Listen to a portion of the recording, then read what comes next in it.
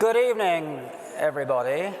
I'm Richard Evans. I'm the Provost of Gresham College, and I'd like to welcome you all very warmly to the annual Lord Mayor's Gresham Lecture. As you know, I expect, Gresham College was founded in 1597 under the will of Sir Thomas Gresham, who arranged for the Mercers Company and the City of London Corporation to administer the funds which he devoted to supporting the college. And that extraordinary to say that arrangement has continued ever since 1597 and continues today. The city takes a very strong interest in Gresham College's mission to provide free public lectures, free of charge, as under the will of Sir Thomas, to the highest standard in a range of disciplines, both academic and practical, so law, medicine, as well as other geometry, astronomy, and so on. So, and among the many roles that the Lord Mayor carries out is as President of Gresham College. And so that's the reason why we have a special lecture once a year where we invite the Lord Mayor to talk about something he has close to his heart. And tonight's lecturer, William Russell, is no exception to this. In this lecture, he'll be sharing his passion for culture, creativity, and the culture mile. His interest in culture in the city as a cultural institution is seen in his various charitable interests, including serving as the chair of the Development Board of the Royal Court Theatre, board member of the Guildhall School of Music and Drama, and the Barbican Centre. And he's also on the council of the Royal Theatrical Support Trust. His theme, and every Lord Mayor has a theme for the year, his theme is Global UK Trade, Innovation and Culture. And note the "and" culture, I think is a bit we're concerned with this evening.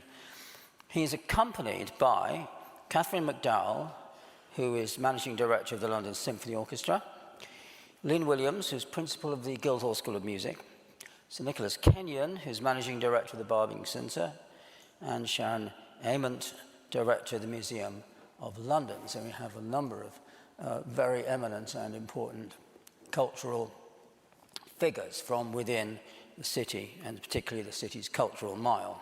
But before the Lord Mayor speaks, the Nigerian British poet Gabriel Akamo will be reading to us. He's a poet, actor, creative producer, and alumnus of the Barbican Young Poets Programme, and he will give a reading to precede the lecture. Would you please join me in giving a very warm welcome to all of our speakers and discussants, and also to Gabriel Akamo. Thank you very much.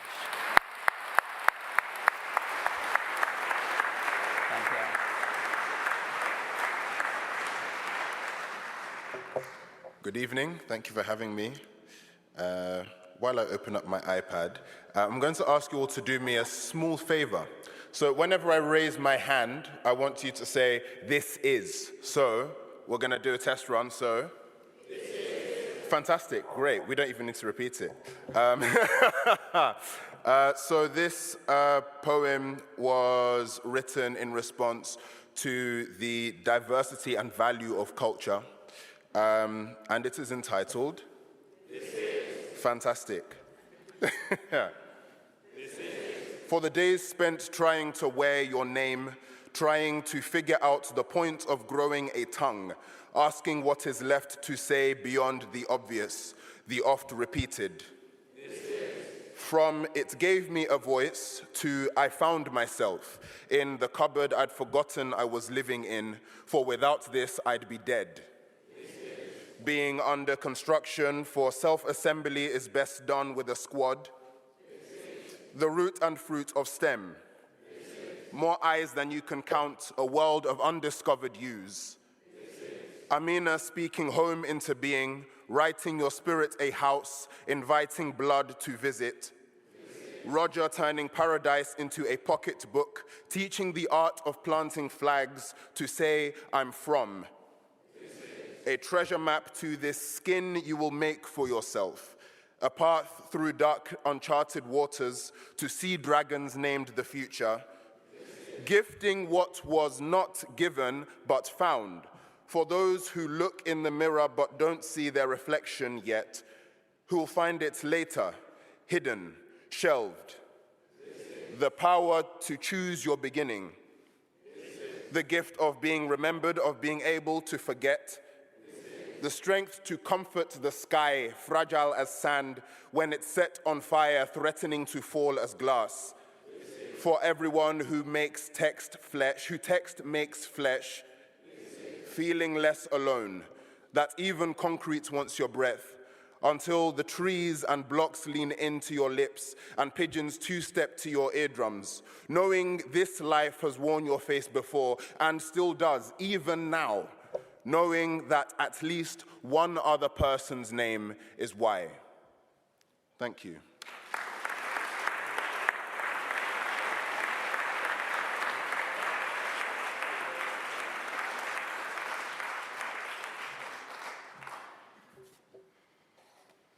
Thank you, Gabriel. That was very good indeed.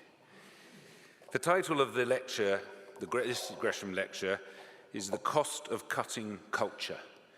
Can a creative education close the business skills gap? Provost, sheriffs, ladies and gentlemen, a big thank you to Gabriel, and it's not often in life that you have the pleasure of meeting a professional poet. Someone who is paid to produce lyrical verses to open minds and stir hearts. But how does one become a poet? Unlike most jobs, work in the field of poetry doesn't come with a job description. It's not necessary to produce a list of academic accomplishments or provide years of previous professional experience. Instead, your success relies solely on the qualities you possess. The strength of your creativity, your ability to communicate, and your critical perception of the world around you. In today's world, it's not just in the field of poetry where these skills are the key to success. They are fast becoming a necessity in business as well. From communication and critical analysis to resilience and creativity, these skills, known as fusion skills, are gaining new recognition in the workplace. Whereas they were once considered good add-ons to a strong academic background, today employers are prioritizing this new skill set as equal to or above technical abilities. This modern attitude to recruitment has been a result of the changing face of business. Now, 20 years ago, the largest companies in the world were from the oil and energy sector. Today, they have been superseded by the tech giants of the 21st century. These new employers and their technological innovations have transformed the global jobs market, demanding new skills from employees and threatening traditional roles with automation.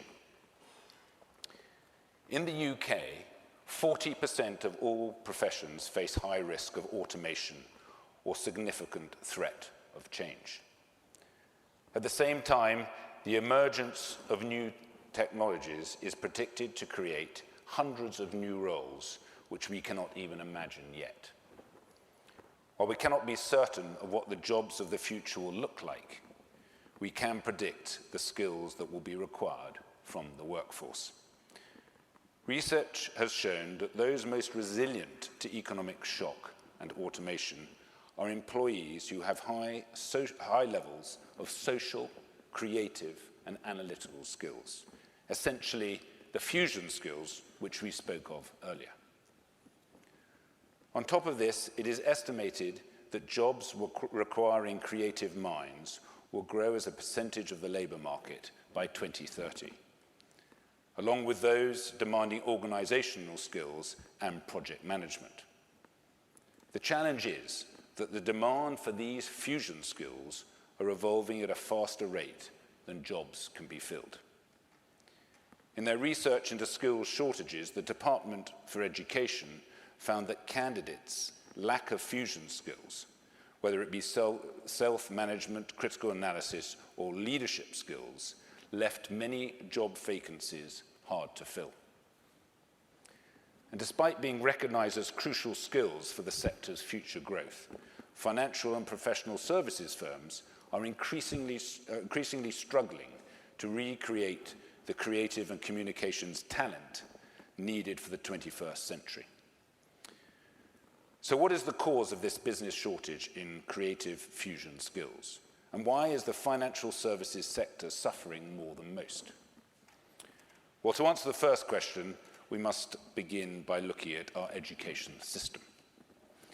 According to the Durham Commission, creativity is not being given enough priority in schools to meet future skills needs.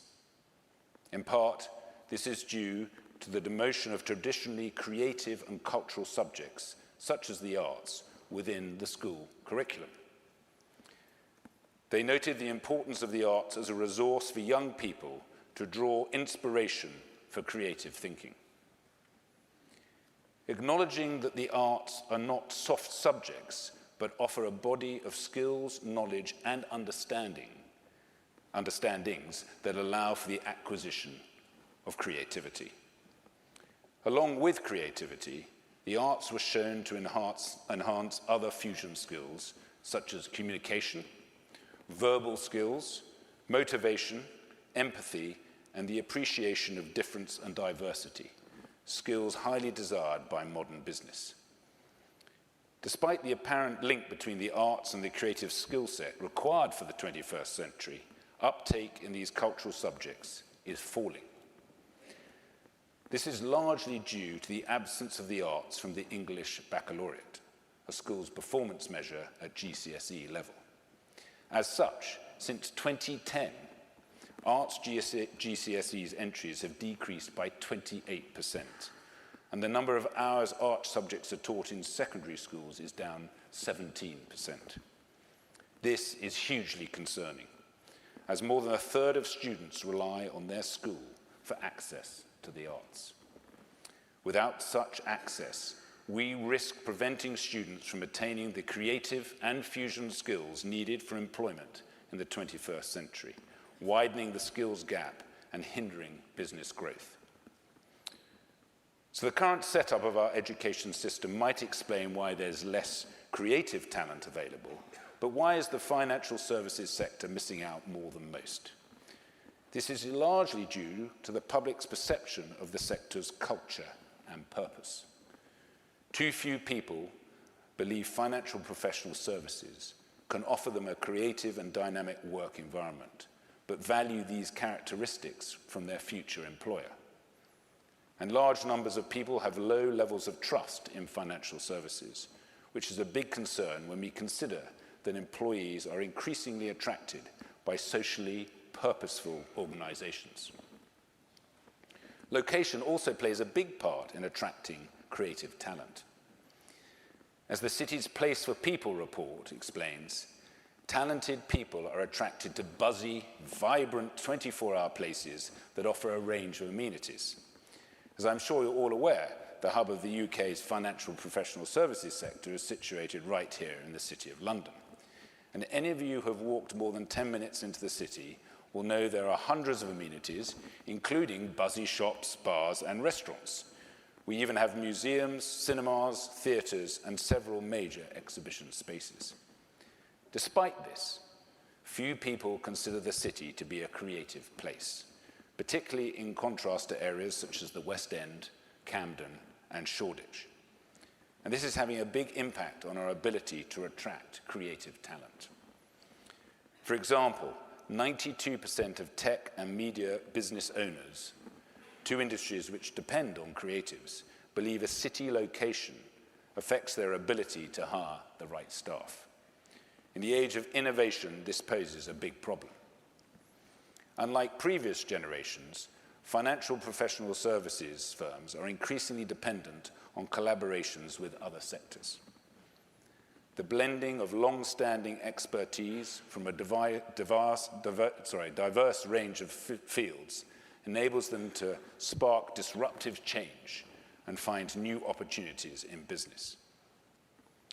As more and more businesses make fundamental decisions on where to locate, based on where the best global talent wants to work, we need the city to be seen as an attractive cultural area, cultivating creativity not just within individual firms, but across the whole of the square mile. In doing so, more creative companies will be enticed to locate here, offering city businesses easier access to the innovative talent and creativity that gives them a competitive edge, and which in turn will drive business and prosperity. Thankfully, we are already making a start. As some of you may know, in July 2017, the City of London Corporation launched Culture Mile, along with its core partners, the Barbican, Guildhall School of Music and Drama, London Symphony Orchestra, and the Museum of London. Stretching from Farringdon to Moorgate, this is a new area for contemporary culture in the ancient heart of London's working capital, bringing together the city's key cultural institutions, including the core partners and a wider network of organizations in and around the area. Culture Mile is redefining this section of the city as a major destination for culture and learning, supporting the development of creativity and fusion skills. In cultivating creativity in this corner of the city, we want to fully unlock the diverse creative talent among our visitors, workers, and residents. We will bring commerce and culture together to meet the needs of business and to build a cultural district where creative enterprises of the mid-21st century want to be. Needless to say, there's much to be done to close the skills gap. Our students, the workforce of the future, need greater access to creative education. And our businesses need to be building a culture of creativity within and around their organizations. To explore this topic further and explain how their organizations are striving to cultivate creativity in the Square Mile and beyond, I will turn to my panel of experts from our Culture Mile institutions. We will have a deeper discussion about the importance of creativity in the future of work, what businesses can do to drive creativity, and the role of Culture Mile in supporting a creative society. So I will now ask the members of the panel to remind us of who you are, tell us a bit more about your organization and its role in the Culture Mile. And let me start. Lynn. Start with me? Wonderful. Thank you.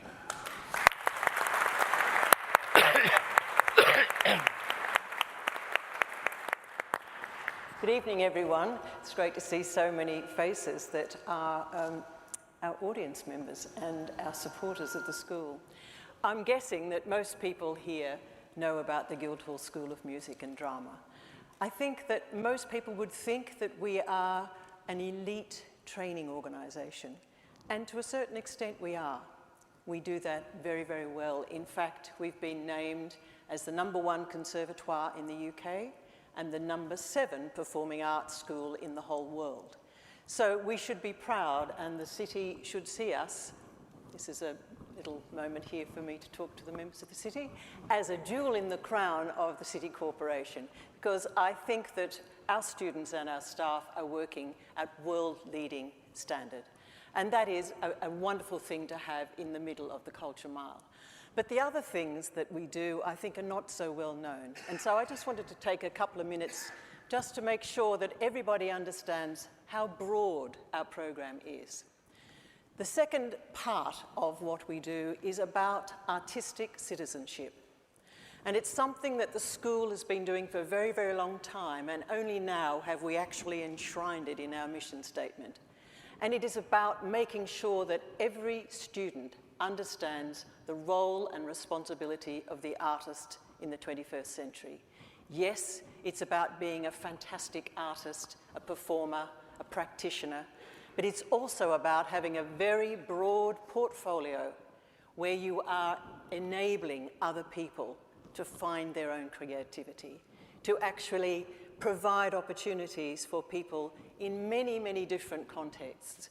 Many of our students and staff are working in arts and health, for example, working in hospitals with dementia patients, working in PRU units with young people who are really struggling to find a voice for themselves, working in a whole range of schools, working in criminal justice system, working with refugees. This is a really rich field, and it's something that our students increasingly are really coming to in many great numbers, because they can see that the skills that they have through their training can be imparted and can change, transform people's lives. Give them those kind of transferable skills that William was talking about, that ability to listen, to understand somebody else's point of view, to work as a team, to be resilient, to be determined, to be focused, all those things that are really, really important for a training within an elite situation can also be given to people in other contexts. And the third thing I'd just say is that we are about lifelong learning. So if you have any inkling about what you would like to do with your spare time, come and see us. Go online, have a look at what's there. Often when we talk about creativity and I talk to CEOs, they say, you know, we're looking for young people when we're recruiting. And I say, what about your current staff? What are you doing with them? There are opportunities if they wish to look at their mentoring and coaching skills. We do that. Send them to us. If they're interested in just opening up their creativity themselves, there's a whole stack of things that they can come and do. They can sing in a choir. They can come and do workshops in improvisation. Scary stuff, I know, for some people in the business world. Really takes them outside their comfort zone. But once they're actually in there, they can see what this actually can mean. They begin to find that creativity that they once had as a 10-year-old kid. And so it's about lifelong learning. Don't give up on yourself or your employees. Come and see us. I should shut up now.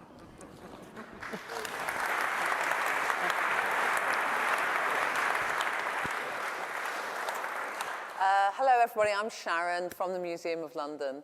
I'm very proud to be the custodian, along with a load of other people, curators, technicians, designers, web developers, communicators, people who process invoices. That's the kind of breadth of the kind of sectors that are involved in organisations like ours. We are the custodians of 7.5 million items which represent the history of this global city. And it's really extraordinary collection housed in the Museum of London here at London Wall and in our store in Hackney and our museum in Docklands. And it's such a powerful story. It's a story of huge empowerment and huge disempowerment. It's a story of great moments of achievement, but moments of pain and insecurity and awfulness, like any long-term history of such an important capital city. And we tell the breadth of that story, showing the evidence to our visitors and build meaning with our visitors. And as an organisation, we like to consider ourselves to be a shared space, and that's really important in the middle of it all. And it's with the kind of generosity of free access, the generosity of access to ideas, the evidence of people, individuals and communities who have gone before, the stuff of their lives in front of us, to know who we are as humans connected to this great big city. And for us in the Museum of London, it's about that connection. If you feel connected to the city in which you live or may be visiting, you too may feel that sense of opportunity and ability to somehow create and shape the world around you. We're a really exciting organisation which has a big plan to open as the London Museum, a new museum in West Smithfield, which will be truly astounding and magnificent.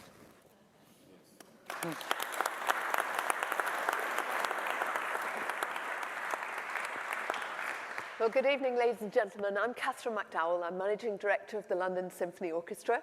As many of you know, the LSO has been the resident orchestra of the Barbican Centre since it opened in 1982. And we have benefited greatly from the support of the City of London Corporation and many of the businesses in the city since that time. You will also know that Sir Simon Rattle is music director of the LSO at the moment. So it is a great time for the LSO, both at home and abroad. Some fantastic music making. If you haven't experienced it yet, please do come and see us in the Barbican. Lots of concerts coming up over the coming weeks. We also have our Music Education Centre at LSO St Luke's on Old Street. That was opened in 2003 to give us the opportunity to put our roots firmly into our local community and to build very important partnerships with the local authorities in East London and to work with those young people from those boroughs. And every year we reach around 60,000 young people with our Discovery programme.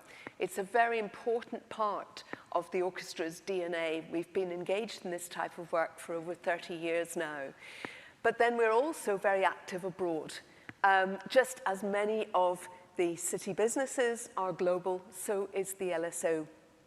We give some 70 concerts here in London and between 50 and 70 abroad every year in all the major territories.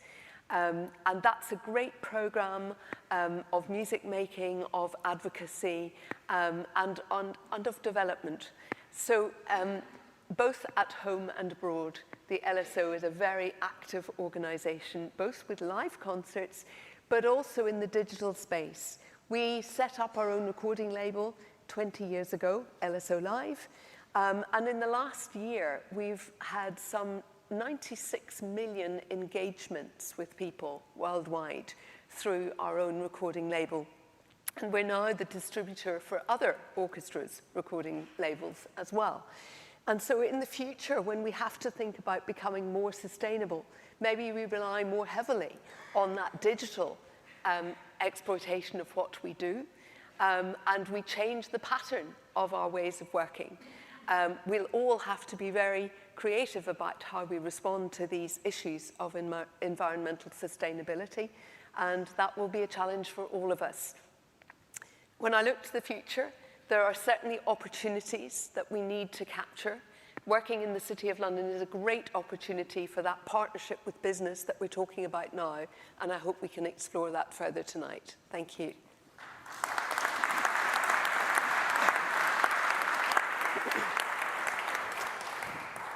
Thank you very much. I'm Nick Kenyon, Managing Director of the Barbican Centre, and it really is a great moment to be here in the presence of a Lord Mayor who is endorsing so strongly the link between culture and finance.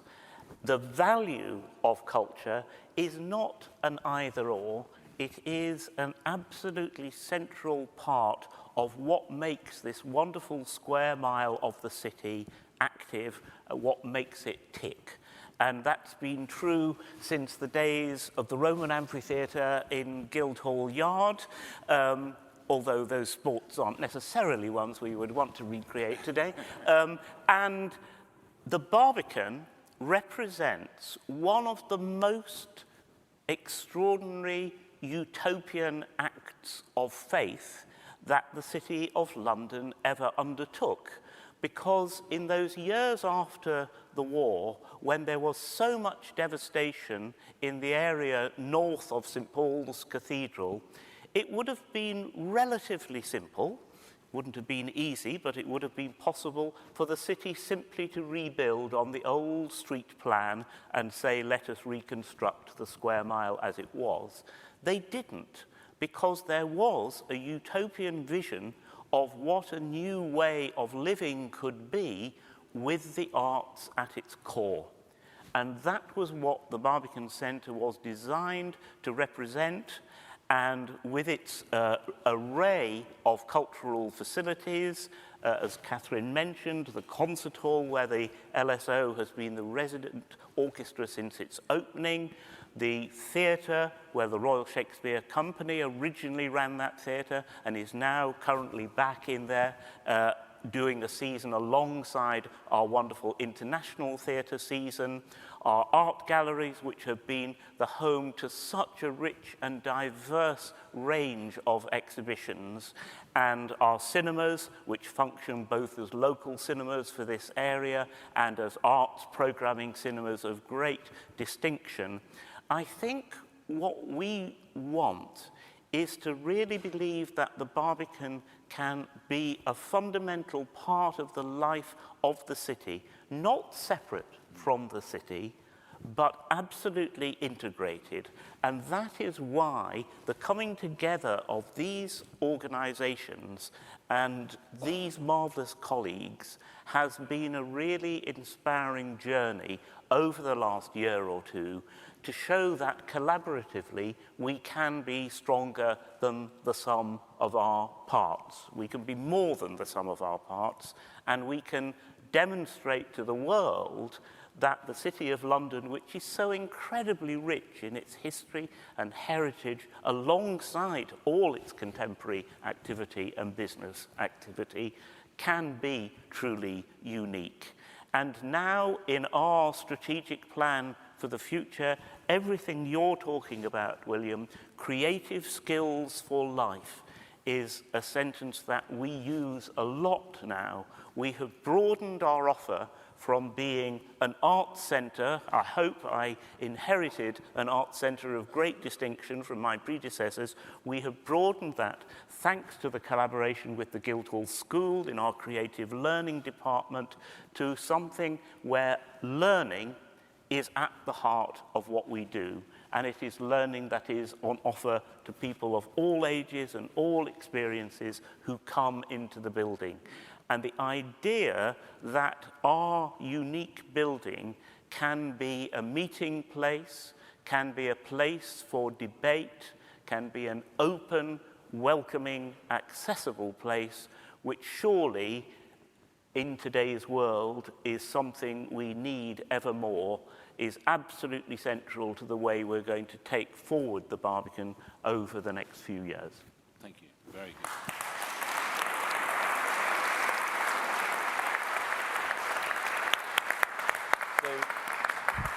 So I'm keen to delve a bit deeper on one of the things I spoke about is that we're missing out on a lot of talent because of the perception the city has this is lacking in culture and diversity. And with the Culture Mile, how are we going to redress this perception?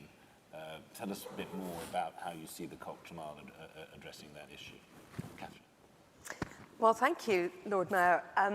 I think, as Nick has said, the way of the organisations coming together and creating that larger entity of Culture Mile makes it easier for people to identify with this area and to think of it in a different way. We want to draw more people into this area physically. We also want to work more creatively with the businesses in the commercial sector who are here together already.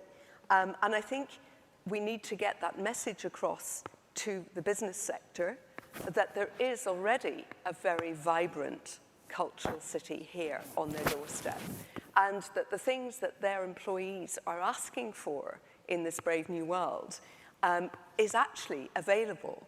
But I'm not sure that everyone understands that or knows how to access it or has opened up the conversation yet about how the sort of creativity that we're all talking about, which we currently lead with young people, can actually be translated into work for employees to build those very fusion skills that you were talking about.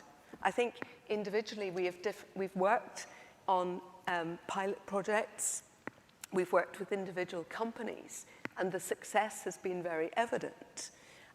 If you're working with a young intake of aspiring leaders, it's fantastic for them to see the parallels that happens in an arts organisation of how a group of musicians or actors work together and communicate. actually tells a lot.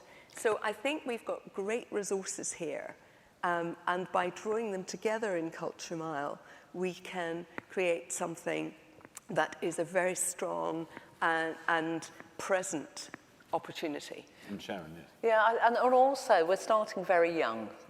We all have big learning programs, and one of the things that's really important to us is to help young people experience the city, its cultural offer, and to just get in here. Because you all know, we all know, that when people visit the city and see the institutions, I mean, look at this hall here, the depth of the history and the creative nous that has enabled the sustainability of the city. You know, it kind of really blows people away, the old and the new, the heritage and the vision.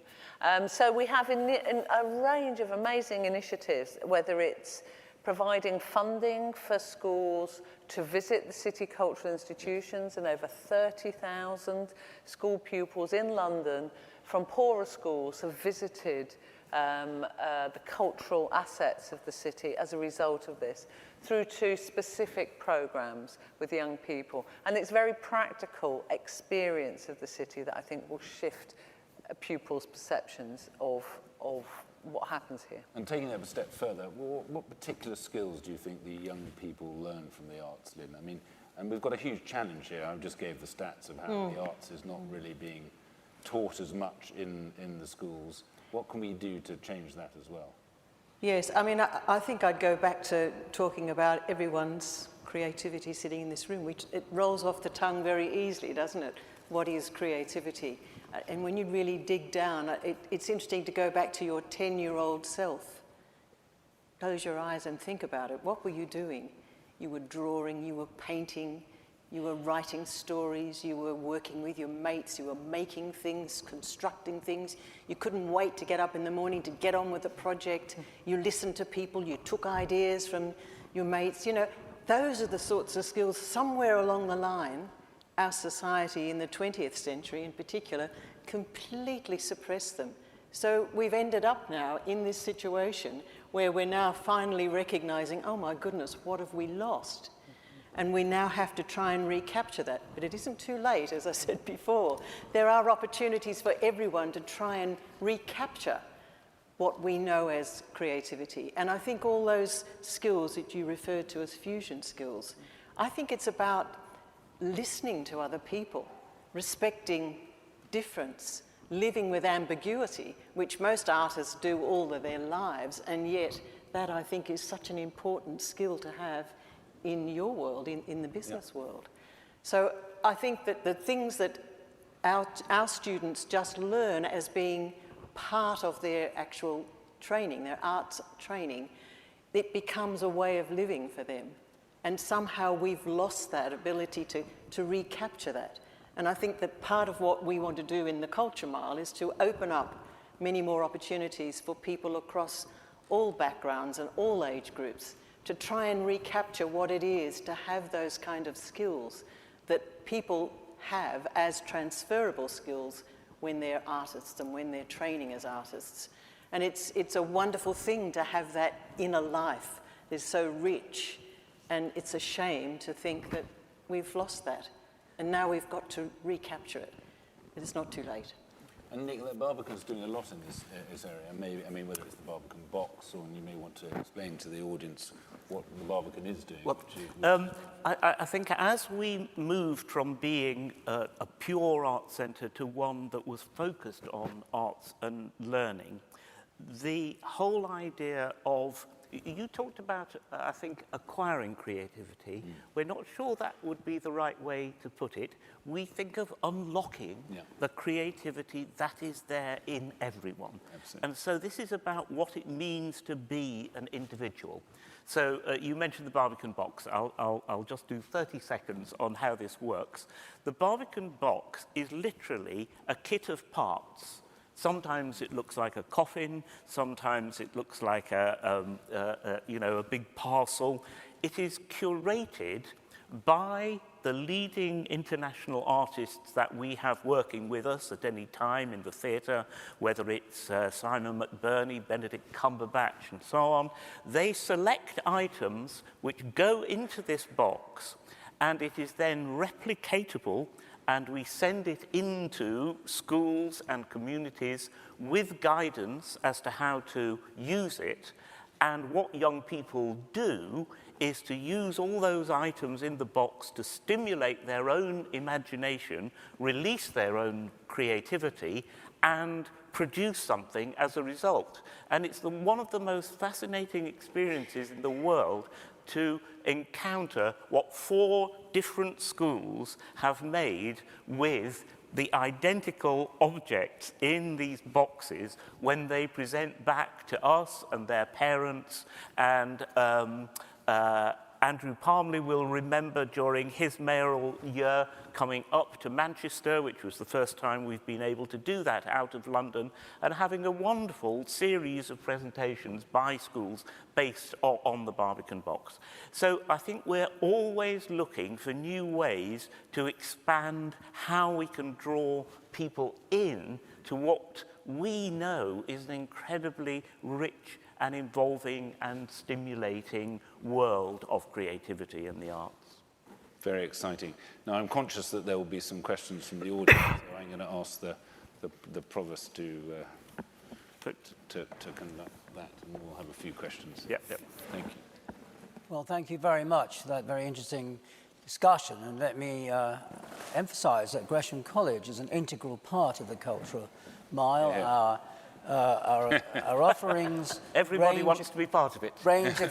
range across all the arts and sciences, and we enjoy very close cooperation with the City of London and the corporation and the Mercer's Company, who are our sponsors, and also with the Museum of London, which hosts in the Western Lecture Theatre our larger and more popular lectures, the others being at Gresham College itself and Barnard's Inn. We have about 18,000 physical people, as it were, real people, attending our lectures a year, and over 3 million visits to our website. All the lectures are live streamed.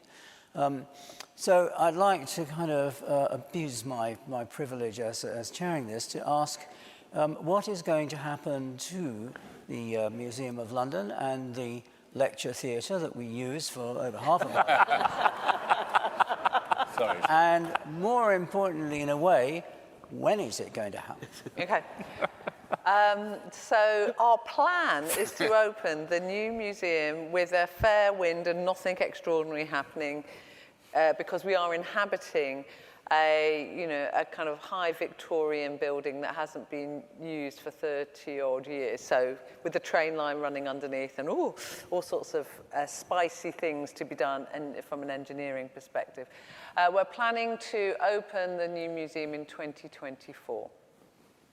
We have a gleaming, wonderful space available for a lecture theatre, and it will be a great lecture theatre.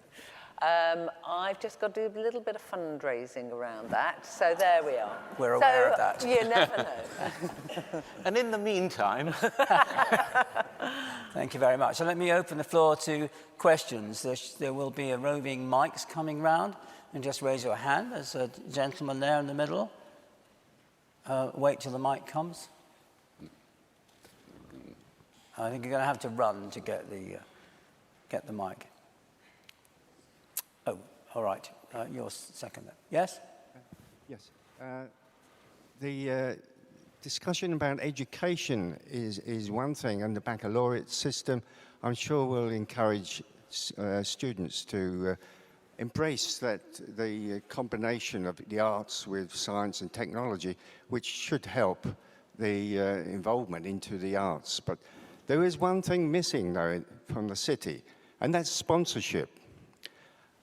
If we go back to the 80s, for instance, the Young Musicians Symphony Orchestra had sponsorship from Unilever under James Blair, and it's very successful. That has disappeared, and generally there's been an enormous reduction in sponsorship. We need that connection between students and employment, because the arts are not the greatest payer, and I think we need that encouragement for people to know there's a career in front of them. Nick, would you like to answer that, deal with that? Sponsor? No. Or anyone else? Well, I'll just endorse everything that you've said. But I think there's a new opportunity to forge a different sort of partnership with the commercial sector. I think there is a real awareness amongst many businesses that they want to be in partnership with the arts, but it may not take the same form as it did 20 years ago.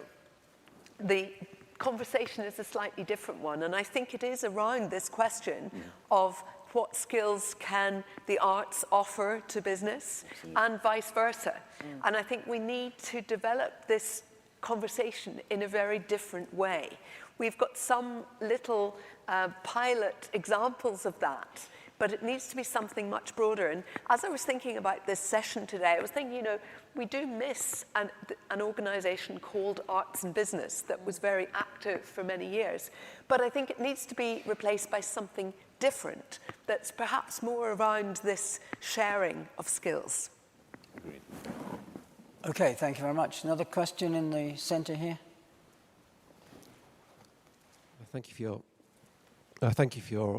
your talk this evening. As an architect and an educator for some 20-odd years, I've been teaching exactly the kind of people that you are seeking to employ. And I would say that many of my students, or former students, have gone on to run senior companies. But I would also suggest that almost none of them have come to work in the city. And there are very simple reasons for that, because for a cultural place, it's lacking some really important qualities that I think we just need to acknowledge. For example, places to live, if you're starting out, that are cheap and that can be used. It's also sterile. It's dead at the weekend. It's dead in the evenings. These are all really important points. Nobody with creative talent is going to come and work in that environment. They go up to Shoreditch or to Brick Lane. What would the panel suggest happens to address some of those points? There was a time when that was true. It really, really is not true anymore.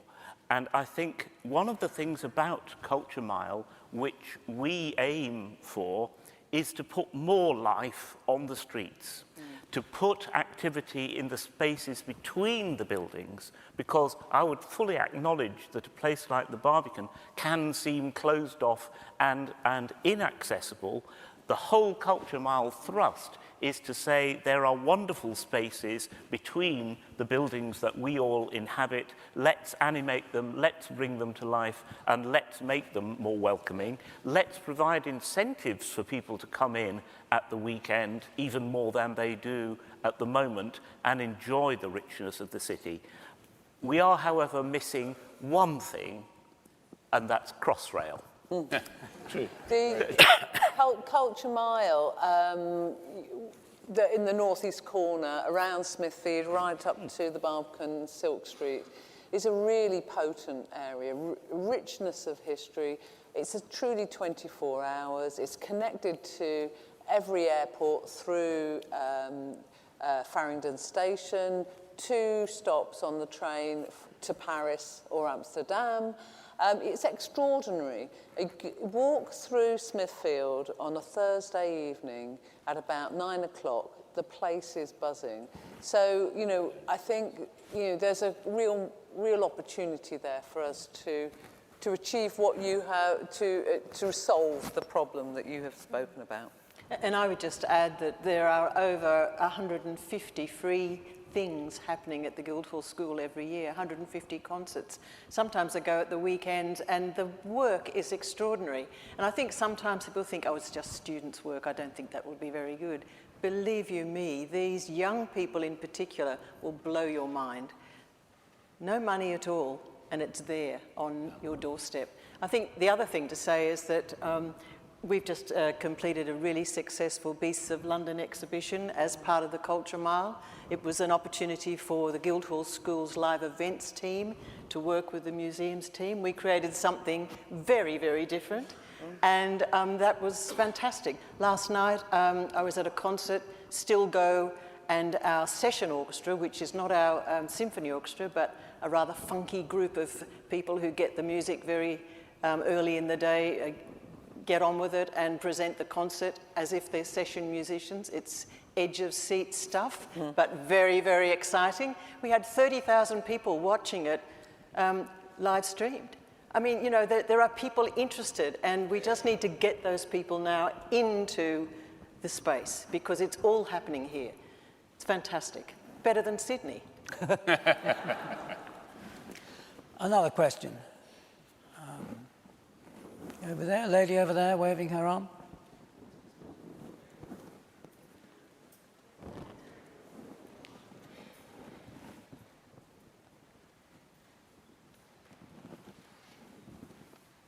Hello, my name is Maggie Ellis. I coordinate a European group about e-technology, and I think that is what we're missing. If we look at what happens in other countries in Europe, they all signed, along with this country, the Tallinn Declaration in 2017. The trouble is that we didn't put any money into it. So what the Lord Mayor is anxious to push depends on good digital services. And we do not have those. 93% of the population in Estonia have immediate online access to all their records. They would be demanding to you, telling you what they thought about your performances regularly, because that is a facility which is available.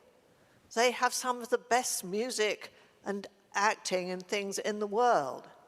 But people learn as young children in school. Their recent results in the PEST ratios showed that they were third in the world. We are way back and doing very little. We're trying with Michael Minnelli to bring a group together in the city in the East End of London, but it's very hard because we do not have the basic digital services, and everybody in this room has to push for them. And it's wonderful, Lord Mayor, that you're doing what you're doing, but if we had these things, I would be able to get at the guy from the Barbican and tell him, as a secret shopper, what a rum deal it is if you go there at lunchtime and try and find some food. It's terrible. So there aren't those facilities, and that is what happens in parts of this town elsewhere. And you have to do it, all of you. You have to ask people what they want, and then they'll come running. The silver economy is a very powerful tool, and you're not using it. All right, a response. Well, I mean, I'll respond. I agree. I think on the digital side, we can do a great deal better, and we need to invest in that sector. And my predecessor, Sir Peter Eslin, has created Future.now, and his whole theme was digital skills, and there is progress being made, but I totally get the point that it's not being made as fast as it should be. And it is something that, as the City of London Corporation, it definitely, and I'm sure that the digital side is something that is linked in with my colleagues here on the right. Do you want to comment on the food, or are you? All I would say is that a very large number of our users, one way or another, do manage to make their views known. That's good. Very good. I think we have time for one more question, Chris. or perhaps I should say contribution. Chris, In the front. Chris. Thank you very much, Provost. Could I ask the panel if you would perhaps tell us a little bit about the City of London's aspiration for a new centre for music? Who's going to go on that one? All right, well, I'll start. One of the defining things about this area that we're all talking about is representing to the public what it stands for. And the new museum in West Smithfield is going to be an absolutely thrilling example of that. That opened up the potential question of what should happen on the current site of the museum. Now, if you think about it, the area that we're defining here, the museum site, which is very difficult to operate in at the moment because it's, as you know, it's the middle of a traffic roundabout, very unwelcoming and inaccessible. It is, however, if you think of the corridor that has opened up in London from Tate Modern across the Millennium Bridge up to St Paul's Cathedral and up from there, this is the gateway to the area that we are calling Culture Mile. And therefore, the idea of providing there a place of access and engagement and learning and digital experiment for a new generation of music lovers is something that immediately took root as an idea, and that our resident orchestra at the LSO could have a brilliant new home, acoustically superb, with all the facilities that it needs to flourish as one of the great international orchestras of the future, all just totally made sense. And I do urge you to go onto the Culture Mile website and have a look at the designs, the concept designs, which have been prepared by the architects who we jointly chose, Dilla Scofidio from New York, and they are thrilling, they are involving, and we very much hope that they would be the creator of the character of what Culture Mile could be in the next decades. Well, thank you very much indeed for all your comments. And I ask Alderman Sheriff Michael Manelli to deliver some closing remarks. We have to keep to time, so you've got 4 minutes. I'm just going to say my conclusion. Well, you're going to say something else. And then sorry. Okay. So thank you very much. Just, ladies and gentlemen, just in conclusion, the world of work is experiencing a revolution.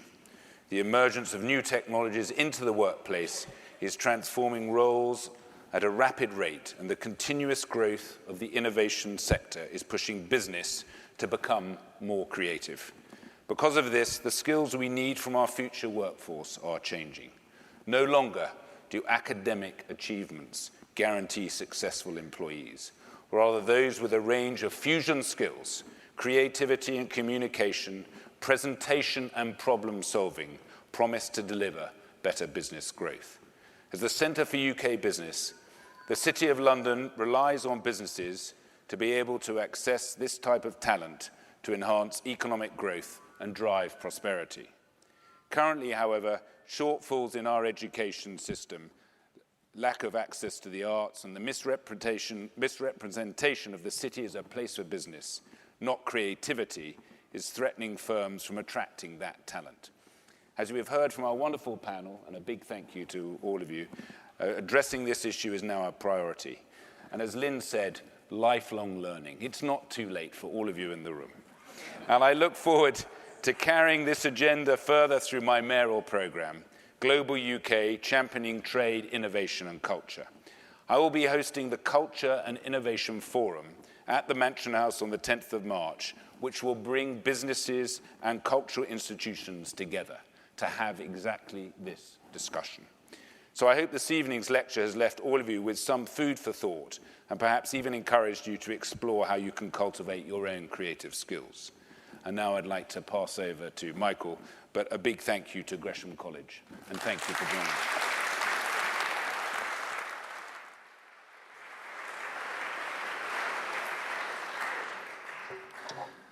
My Lord Mayor, fellow aldermen, brother sheriff, masters, distinguished guests, I felt that we were just getting going, but on behalf of the Provost, the Council, the Gresham team, and our sponsors, the Mercers and the City of London Corporation, my job is to propose a vote of thanks for this, our 11th Lord Mayor's annual Gresham Lecture. Tonight's event is a highlight in our annual calendar. Our President, the Right Honourable the Lord Mayor, has an intellectual event of his choosing. William has long been a champion of culture, pointing out its value not charity, but essential to community, commerce, and life itself. Gresham College has been about culture and fusion since the beginning, with one of the original chairs for music and another chair for rhetoric. As the Provost quite rightly noted, and I would underline, Gresham College too is a proud member of Culture Mile and pleased to host tonight's event. In recent years, we've had visiting professors on topics from Chinese art to Russian ballet to Italian opera. We work hard at it. And they wouldn't call it opera if it wasn't hard work. A certain commerce professor even fused the 2 millennia anniversary of Ovid's Metamorphoses with Benjamin Britten and saxophony and the Guildhall School of Music, topped it with some fractal imagery and bits from his lectures. Perhaps you can take fusion too far. From Gresham's interest in the new learning, the Gresham College group of the 1640s became the Royal Society. Robert Hooke, Christopher Wren, and onwards were core to the Enlightenment. Gresham College has been at least as much about culture as it has been about interdisciplinary studies or trade and finance. Our Tudor Open University led us into the digital age, being the first higher institution to provide open source content in the late 1990s. We have over 2,000 recorded lectures by the finest minds, an unrivaled global treasure trove. Lord Mayor, tonight you increased Gresham's treasure trove. You rightly focus us all, educators, policymakers, workers, and businesses, on the urgency and opportunity to build on our immense cultural treasures. In closing, I'd like to quote from a 1933 play by Hans Jost. Most of you will know it, though the Provost might read this better. Wenn ich Kultur höre, entsickere ich meinen Browning. Sometimes attributed to Hermann Goering. It is, of course, made famous by that great band, Mission of Burma, in 1981. What's the translation? Whenever I hear the word culture, I remove the safety from my Browning.